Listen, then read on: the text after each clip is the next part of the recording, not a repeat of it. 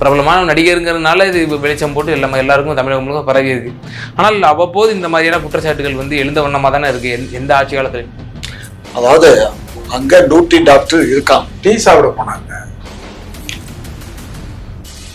Tea சாப்பிட போனாங்களே, அந்த நேரத்துல மேல வந்துட்டாரு. ஒரு மனுஷன் டீ சாப்பிடக்கூடாதா? 2 மணி நேரம் 3 மணி நேரம் வேலை செஞ்சுட்டாரு. ஒரு 5 நிமிஷம் பிரேக்கு டீ சாப்பிட்டாங்கன்னா. மதுரையில பொறுத்த வரைக்கும் மதுரை மண்ணி பழக்கிறாப்புல டாக்டர்கள் மருத்துவர்கள் வந்து அவ்வளவு நீட்டா பாக்குறாங்க. ஏன் சென்னையில பார்க்க மாட்டாங்களா? சென்னையில காசு சம்பாதிக்கலையா? தெரியாம கேட்கிறேன். அதெல்லாம் தப்புங்க, ரொம்ப மிகப்பெரிய தப்பு.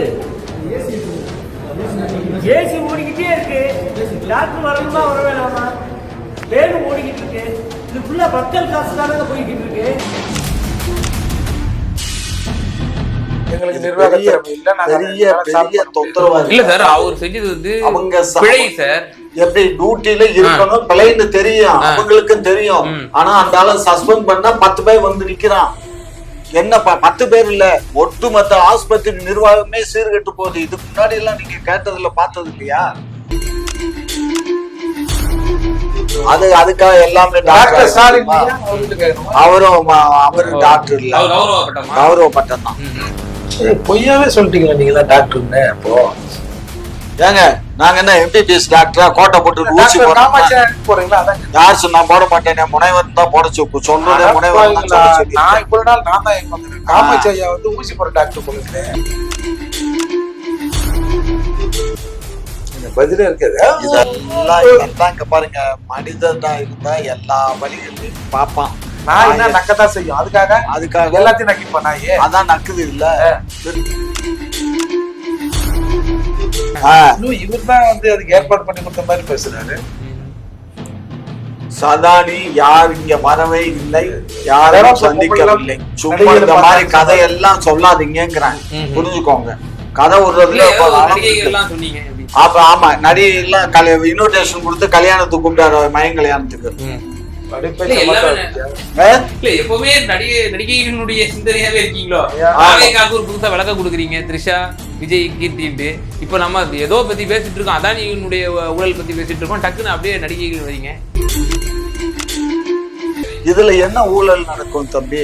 நாங்க அக்ரிமெண்ட் போடல கண்ணு, 20 ஆண்டுக்கு அக்ரிமெண்ட் போடல.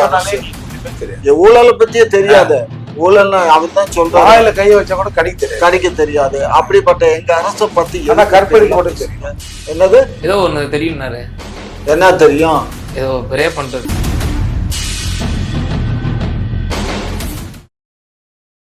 குக்கு செய்திகள் நேயர்களுக்கு அன்பு வணக்கம். இன்றைய சிறப்பு விவாத நிகழ்ச்சியில் நம்மோடு இணைந்திருக்கும் சிறப்பு விருந்தினர்கள் புரட்சி தமிழகம் கட்சியினுடைய நிறுவன தலைவர் மரியாதைக்குரிய திரு ஏர்போர்ட் மூர்த்தி அவர்கள் மற்றும் திமுகவை சேர்ந்த முனைவர் காமாட்சி நடையா அவர்கள். இருவருக்கும் வணக்கம். வணக்கம்.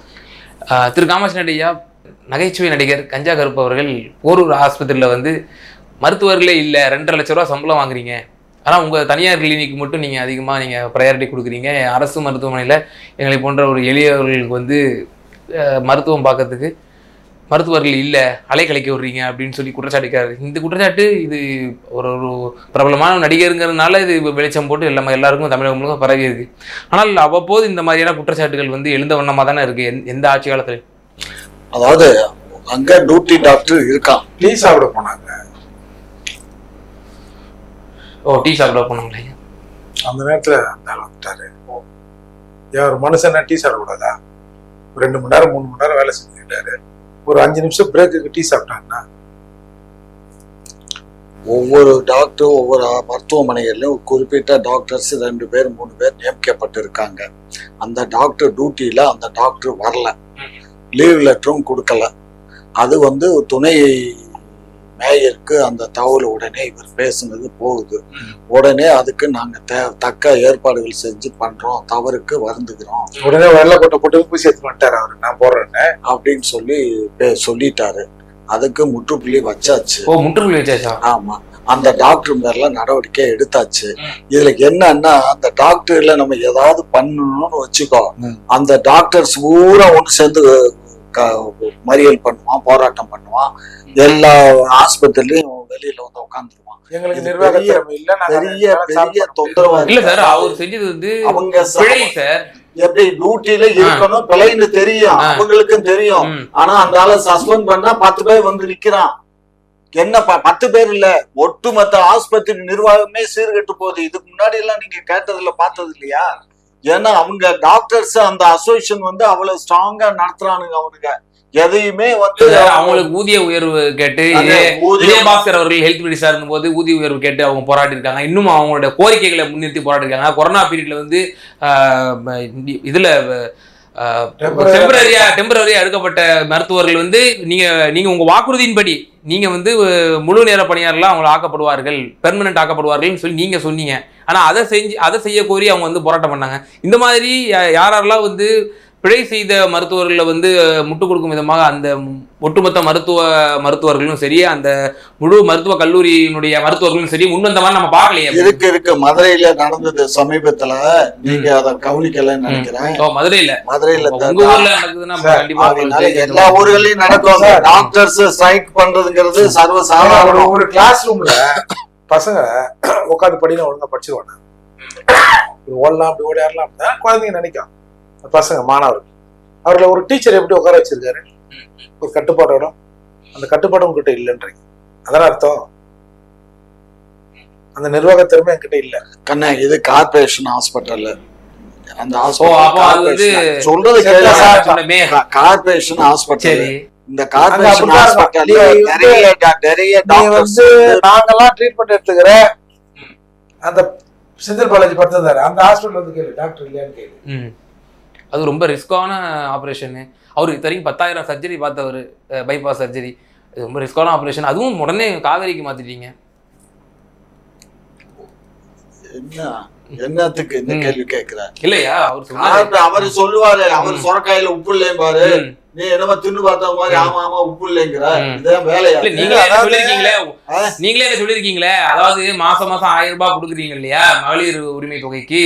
நானே ஒரு முறை உங்கள்ட்ட கேள்வியா வச்சேன் இந்த கேள்வியை.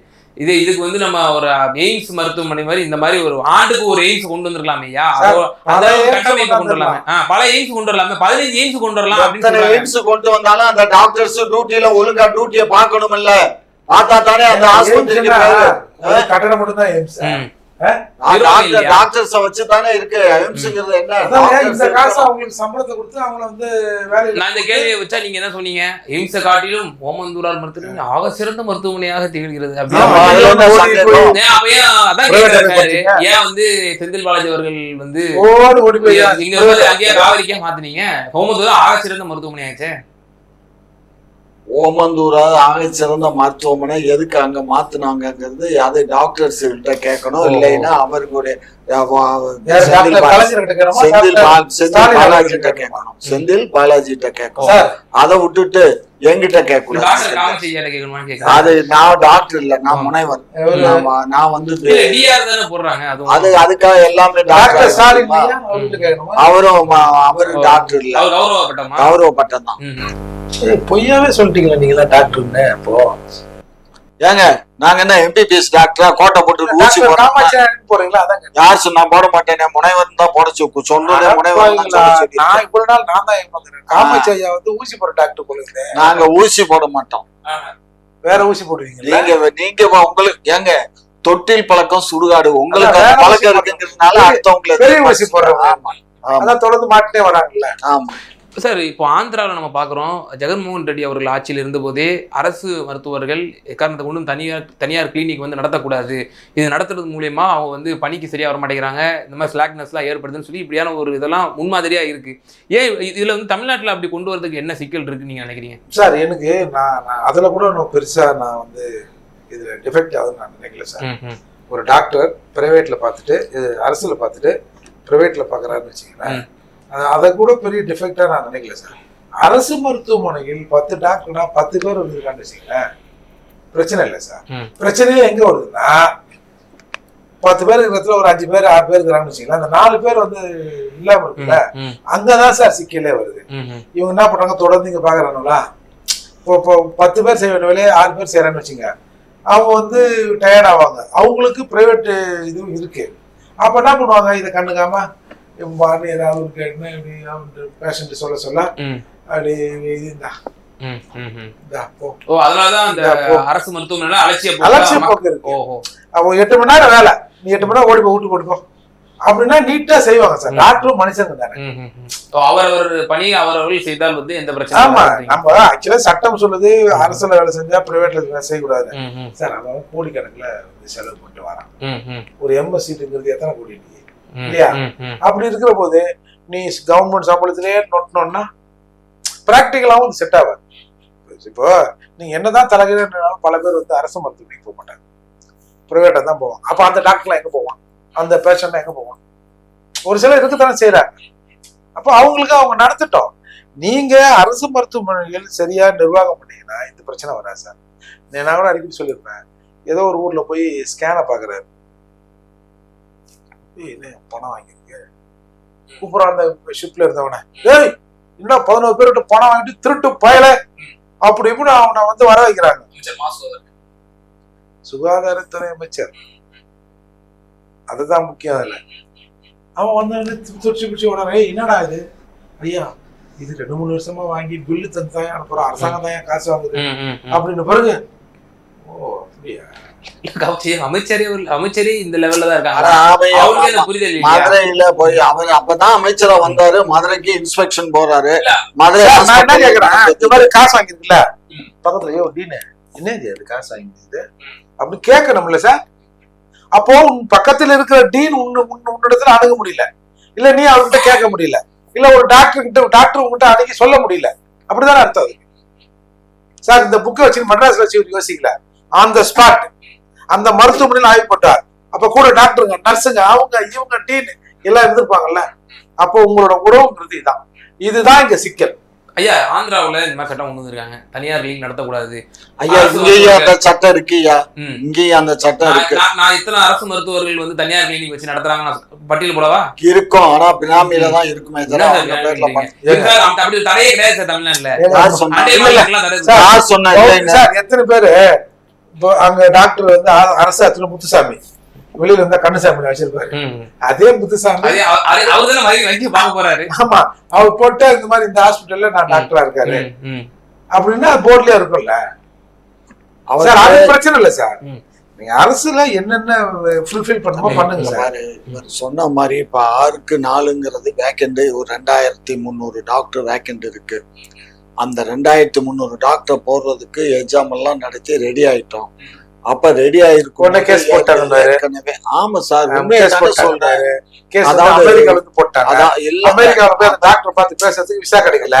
அதாவது இவங்க எல்லாமே கொரோனால வேலை பார்த்த டாக்டர்ஸ் என்ன கேக்குறாங்கன்னா, நீங்க நடத்தின அந்த பரீட்சையில எங்களுக்கு விலக்கெல்லாம் கேட்கல, சதவீதம் செலக்ஷன் கேட்கிறாரு. எங்களுக்கு டாக்டர் இல்ல, அது போல ஹைகோர்ட்ல இருக்குங்க கேஸ். ஹைகோர்ட் நீதிபதி உடனே கலைஞர் அவர்களின் உடலை புதைப்பதற்கு ஹைகோர்ட்டில் இருந்த கேஸை இரவோடு இரவாக திரும்ப பெற்று அதன் மீது ஒரு ஆர்டர் வாங்கி போச்சிங்க இல்ல. எங்க எடப்பாடியார் உங்களுக்கு வந்து போச்சுங்க, பரவாயில்லங்க ஐயா. நீதிபதி அவர்களுக்கு ஒரு ரெக்வஸ்ட், உடனடியா இந்த டாக்டர் சமாச்சாரத்தை கேஸ முடிச்சு எங்களுக்கு மருத்துவமனைகளுக்கு நீதிபதி ஐயாவுக்கு வந்து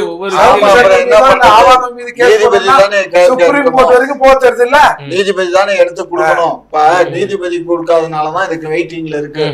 அரசு கிட்ட கேட்டது மூர்த்தி சார், அதே அவரு ஒரு பிரேயர் பண்ணுவாரு.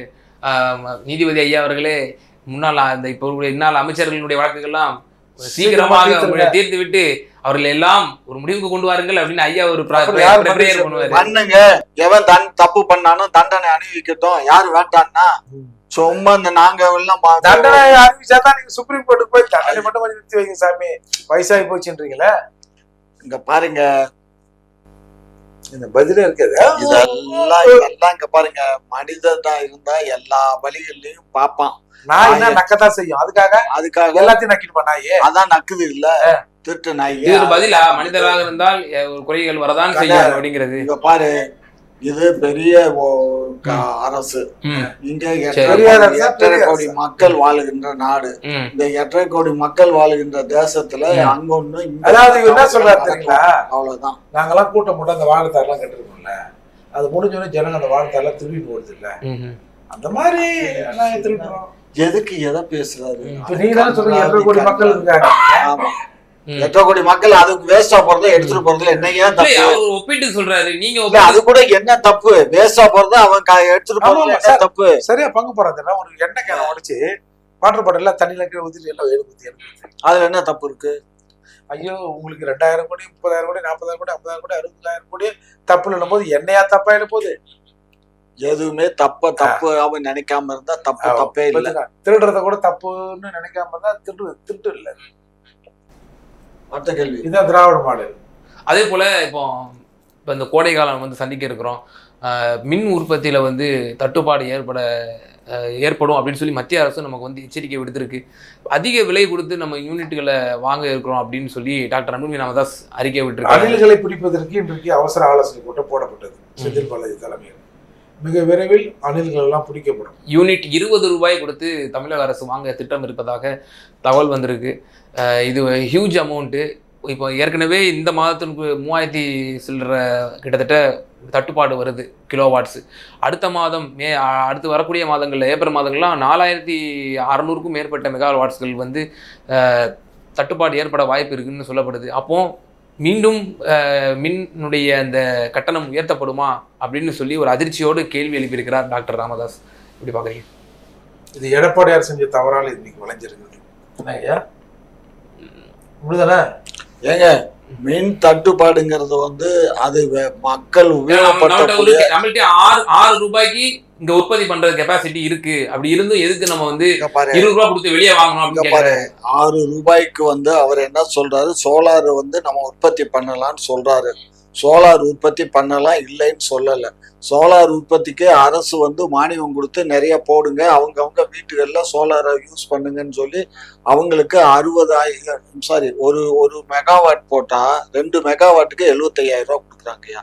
2 மெகாவாட் மின்சாரம் தயாரிக்கக்கூடிய சோலாருக்கு 75,000 ரூபா சென்ட்ரல் கவர்மெண்ட் ஸ்டேட் கவர்மெண்ட் சேர்த்து மானியம் கொடுக்குது. ஆனா அப்படி இருந்தும் மக்கள் அதை உபயோகப்படுத்த மறுக்கிறாங்க. என்ன பண்ண இயலும் சொல்லுங்க? பேங்க்லயும் லோன் தர்றான் 2 லட்சம் ரூபாய். பேங்க்ல வந்து அலகாபாத் பேங்க்ல நான் போன வாரம் கேட்டதுனால சொல்றேன். அலகாபாத் பேங்க்ல 2 லட்சம் ரூபாய் வித்தவுட் எனி எந்த விதமான இது வேண்டியதில்லை. நம்ம ஆதார் கார்டு கொடுத்தோம்னா அவனே 2 லட்சம் கொடுத்து அவன் வந்து அந்த கம்பெனி சோலார் கம்பெனிக்கு அனுப்பிச்சு நீங்க கொண்டு வந்து போட்டா. சரி, அவன் நீங்க என்ன பண்ணுங்க அதை சொல்லுங்க. இப்ப நீங்க வந்து அதிகமான விலை 3 மடங்கு அதிகமா கொடுத்து விலை கொடுத்து நாங்க வாங்கலப்பா. ஏற்கனவே அவர் சொன்ன மாதிரி அந்த நத்தம் விஸ்வநாத அமைச்சர் தங்கமணி அவர்கள் தங்கமணிக்கு முன்னாடியே நத்தம் விஸ்வநாதன் 20 ஆண்டுக்கு வந்து அக்ரிமெண்ட் போட்டாரு 17 ரூபாய் 80 பைசாவுக்கு. புரிஞ்சுக்கோ, 17 ரூபாய் 80 பைசா. ஆமா, யூனிட் அந்த ஆளு போடும் போது 17 ரூபாய் 80 பைசா. அதுக்கப்புறம் இவரு வந்து தங்கமணி வந்து குறைச்சு அது வந்து யூனிட் வந்து 7 ரூபாய் 80 பைசாவோ 7 ரூபாய் 60 பைசாவுக்கோ கொண்டு வந்தாங்க. இப்ப அந்த ரேட்ல தான் இப்ப போயிட்டு இருக்கு. புரிஞ்சதுங்களா? இது வந்து ஊழல் நடந்திருக்கு. அதத்தான் சொல்ல வரேன் கேளு. அதுல வந்து அந்த ஏற்கனவே அந்த ரிலையன்ஸுக்கு கொடுக்க வேண்டிய அந்த பாக்கி ரூபா வந்து இங்க கொடுக்காம வச்சுட்டானுங்க ஒரு 75 லட்சம். அந்த 75 லட்சத்தை நாங்க கொடுத்தா தான் நாங்க தொடர்ந்து சப்ளை கொடுப்போம்னு அவன் தொடர்ந்து சப்ளை வேணும்னா பாக்கிய கொடுன்றான். கொடுத்தா தான் சப்ளை கொடுப்பேங்கிறான். அதுக்காக பழைய பாக்கிய கொடுத்து வாங்கி இருக்கு. அப்புறம் என்ன இருக்குது? இதுக்கு என்ன பண்ணீங்க? என்னமோ அவங்களுக்கும் உங்களுக்கு என்னமோ ஆயிடுச்சு. அதானி வந்தாரு, அதானி பார்த்தாரு, அவரு பார்த்தாரு, இவரு பார்த்தாரு. சபரிசன் அவர்களை கூட சந்திச்சாராமே. சபரிசன் சந்தாச்சாரு. இங்க இருக்கக்கூடிய அந்த சினிமா நடிகை எல்லாம் பார்த்தாரு. அதையா ஒண்ணு சொல்லுங்க. யாரு நீங்க தான் சொல்லணும். யாரு திடீர்னு அது பேசவே இல்லையே. சபரிசனை சந்திச்சாரு எப்படி நீங்க அதானி அவர் சந்திச்சாரு இவர் தான் வந்து அதுக்கு ஏற்பாடு பண்ணி கொடுத்த மாதிரி பேசுறாரு. சதானி யார் இங்க வரவே இல்லை, யாரும் சந்திக்கவில்லை. சும்மா இந்த மாதிரி கதையெல்லாம் சொல்லாதீங்கிறான். புரிஞ்சுக்கோங்க. கதை விடுறதுல அப்ப ஆமா நடிகை எல்லாம் இன்விடேஷன் கொடுத்து கல்யாணத்துக்கு கூப்பிட்டாரு. மயன் கல்யாணத்துக்கு. எப்பவுமே நடிகைகளுடைய சிந்தனையாவே இருக்கீங்களோ? ஒரு புதுசா விளக்க கொடுக்குறீங்க. த்ரிஷா, விஜய், கீர்த்தின்ட்டு. இப்ப நம்ம ஏதோ பத்தி பேசிட்டு இருக்கோம், அதானியினுடைய ஊழல் பத்தி பேசிட்டு இருக்கோம். டக்குன்னு அப்படியே நடிகைகள் வரீங்க. என்ன சிந்தனை இருக்கீங்களா? ஐயா பாரு, நீங்க வச்சீங்க அப்புறம் நீங்க வந்து அந்த லிஸ்ட்ல வந்துருவீங்க பாத்துங்க. சும்மா இருங்க. இப்போ நான் என்ன சொல்றேன், இல்ல சார், இப்போ இங்க பாரு, பணம் கொடுத்து விலை கொடுத்து வாங்குறீங்கல்ல, இதுல வந்து ஊழல் நடக்குமா அப்படிங்கிற ஒரு சந்தேகம் எதிர்கட்சிகளுக்கு வரும்ல. ஒரு விஷயம் புரிஞ்சுக்க. இப்ப எதிர்கட்சின்னா யாரு, நாம உண்மை என்னங்கிறத இப்ப எல்லாம் வந்து எங்க ஆட்சியில வந்து வெட்ட வெளிச்சமா கவர்மெண்டா இருக்கு. நீங்க நாங்க வந்து 7.60 பைசாவுக்கு மின்சாரத்தை வாங்குறோம், மக்களுக்கு கொடுக்குறோம், மக்கள்கிட்ட இருந்து வாங்குறோம். இதுல என்ன ஊழல் நடக்கும் தம்பி? நாங்க அக்ரிமெண்ட் போடல கண்ணு, 20 ஆண்டுக்கு அக்ரிமெண்ட் போடல. ஊழலை பத்தியே தெரியாது. ஊழல் அவர் தான் சொல்றாரு, கையை வச்சா கூட கடிக்க தெரியாது. அப்படிப்பட்ட எங்க அரசை பத்தி கற்பனை தெரியும். என்னது ஏதோ ஒண்ணு தெரியும்னாரு. என்ன தெரியும்? ஏதோ பிரே பண்றது. அவர் எல்லாமே தெரியும். அவருக்கு தெரியாது என்ன இருக்கு இந்த உலகத்துல. எல்லாம் ஆண்டு ஆமா தெரியுதான் சார். உங்களை மாதிரி எல்லாருக்கும் தெரியாது. ஆகையினால இங்க பாரு, எங்க அரசு ஏற்கனவே 3 வாட்டி உயர்த்திட்டீங்க 3 வருஷத்துல. இப்ப அடுத்து இந்த வருஷமும் உயரக்கூடுமா அப்படிங்கிற ஒரு அச்சத்தை ஒரு மாசம் கரெக்டா என்னாச்சு? அது இந்த இதுல இருந்து இப்ப எடுக்க ஆரம்பிச்சிடும். ஸ்மார்ட் மீட்டர் ஆர்டர் கொடுத்திருக்கோம். அந்த ஆர்டர் வந்த உடனே மீட்டர் அது அந்த அவர்கிட்ட தான் ரத்து பண்ணிருக்கோம். வேற கம்பெனிக்கு சொந்த கம்பெனியா? ஆமா, என் பேர்ல இருக்கு. அதனால அந்த மீட்டர் இப்ப பொருத்தப்படும். அந்த மீட்டர் பொருத்தியாச்சுன்னு சொன்னா மாசம் மாசம் நாங்க அந்த இதுல உட்காந்து ஒரே கம்ப்யூட்டர்ல தேர்தல் டிக்ளேர் பண்ண போறாங்க. அதுக்கு முன் வாட்ஸ்அப்லயே பணத்தை கட்டலாம். அந்த அளவுக்கு நாங்க இப்ப பண்ணி வச்சிருக்கோம். புரிஞ்சுக்கோங்க. இப்ப எதுல கட்டுறாங்க? இப்ப எல்லாம் நெட்ல கட்டுறீங்க. ஐயா, சென்னையில மட்டும்தான் அது வந்து அதுலயே எவ்வளவு நெட்வொர்க் இஷ்யூஸ் இருக்கு. சென்னையில மட்டும் தான் முதல் கட்டமா கொண்டு வந்திருக்கீங்க. தமிழகம் முழுக்கெல்லாம் அந்த வரும் போக போக வரும். பிறந்த அன்னைக்கே குழந்தை நடக்க ஆரம்பிச்சிடும். மின்னுடைய கட்டணம் உயர கூட இருக்கு அப்படின்ற ஒரு அச்சத்தை வெளிப்படுத்துறாங்க.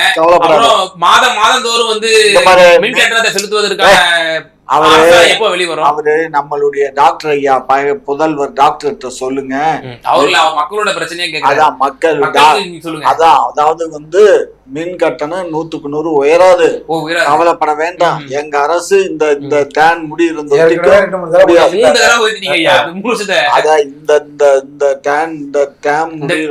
நடக்காது. சரியா? அதனால கவலைப்பட வேண்டாம். அது மூர்த்தி சார், இப்போ 20 ரூபாய் வரைக்கும் ஒரு யூனிட் கொடுத்து வாங்குறாங்க அப்படின்னா விலை ஏறுவதற்கான வாய்ப்புகள் தானே ஜாஸ்தி.